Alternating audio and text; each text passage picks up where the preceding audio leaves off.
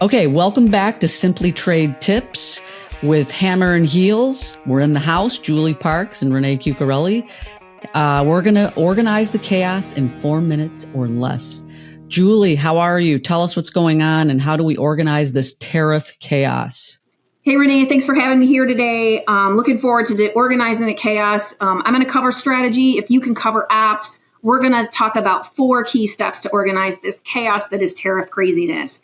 Step number 1 is to get your data. So have it on hand before these regs come off, and you know that where the United States is going, there's going to be global data that's required. Renee, how should you operationalize that data piece? Well, definitely I'm going to get into my ERP and I'm going to have my cross-functional committee or task force. So those are the 2 operational steps I would recommend to our audience. And next, step 2, Jewel, what's 2? Step number 2, let's cover off on reg analysis. So the first step from a strategic perspective is you absolutely want to read what has been posted. In the United States, there are several layers. You have to read, you have to interpret, and you have to verify your interpretation. Renee, how do you operationalize that? Sign up for every legal blog you can, your trade associations, get on LinkedIn, network, refer to our SimplyTrade Tips episode number 1, where we talk about networking. So you need help with this. I mean, I need help with this. So we need to work as a team to get our data and be able to do this regulation analysis. Excellent. Step number 3, y'all, are moving away from reg analysis and moving into impact analysis. And in this impact analysis section, from a strategic perspective, you want to create the bottom line. And I recommend that it is more on an annualized basis. So using last year's annualized numbers, this will be the impact for the full year of 2025. And we like communicating that number at a big picture level. Renee, how do you do the impact analysis? Oh my gosh. So you're going to take 1, which is our data. You're going to take 2, which is the regulation analysis, and you're going to move it into 3. And obviously you're going to get into ACE to verify what customs data is. And then maybe you can create like an in-house duty simulator.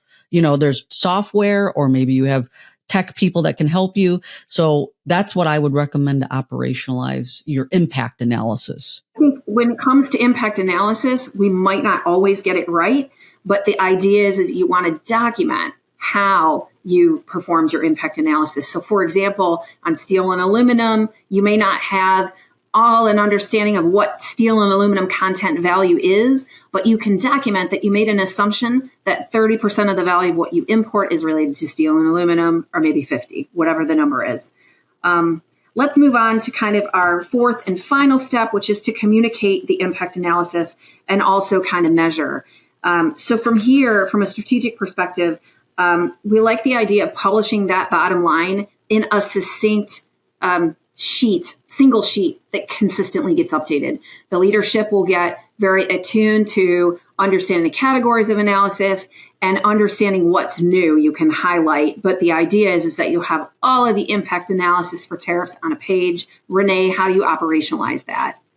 Well, you're going to have your customs committee or task force there, give them the data, obviously, after you provide it to your executives. And then maybe you're going to have in your newsletters, you're going to keep your complete organization informed, because this is a cross-functional issue. And then last but not least, Julie, let's talk about Julie's FIO, figure it out. What do you want to leave our SimplyTrade Tips audience with? Going to say, guys, it is a crazy world out there. Let's not let the perfect undermine the good. Mistakes will happen. I think what is important is that you have a way to communicate succinctly with leadership, and you can document what assumptions have been overrun by Customs and Border Protection. Specifically, what's been very challenging in this space is when you do your impact analysis, what mitigators are allowed. So can you do drawback? How does that bold number get reduced by impact analysis? So let's not let the perfect undermine the good. Let's document those assumptions, and there will be errors. Renee, how would you operationalize that?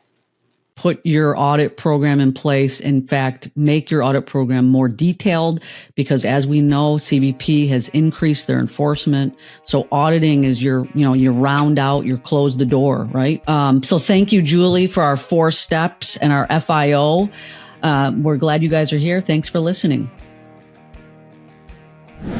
Thank you very much for joining us. SimplyTrade is brought to you by the generous contributions of Global Training Center.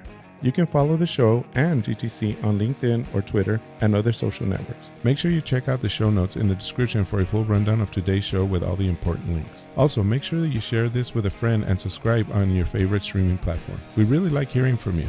If you enjoyed the show, make sure to rate and review wherever you listen to this podcast. If you or someone you know would like to be a guest on the show or would like to sponsor SimplyTrade or suggest any topic you would like for us to discuss, please contact us via email at simplytrade@globaltrainingcenter.com, or you can DM us on Twitter at SimplyTradePod. Thank you again for the privilege of your time. Happy trading. SimplyTrade is not a law firm or an advisor. The topics and discussions conducted by SimplyTrade hosts and guests should not be considered and is not intended to substitute legal advice. You should seek appropriate counsel for your own situations. These conversations and information are directed towards listeners in the United States for informational, educational, and entertainment purposes only and should not be substituted for legal advice. No listener or viewer of this podcast should act or refrain from acting on the basis of information on this podcast without first seeking legal advice from counsel. Information on this podcast may not be up to date depending on the time of publishing and the time of viewership. The content of this posting is provided as is. No representations are made that the content is error-free. The views expressed in or through this podcast are those of the individual speakers, not those of their respective employers or Global Training Center as a whole. All liability with respect to actions taken or not taken based on the contents of this podcast are hereby expressly disclaimed.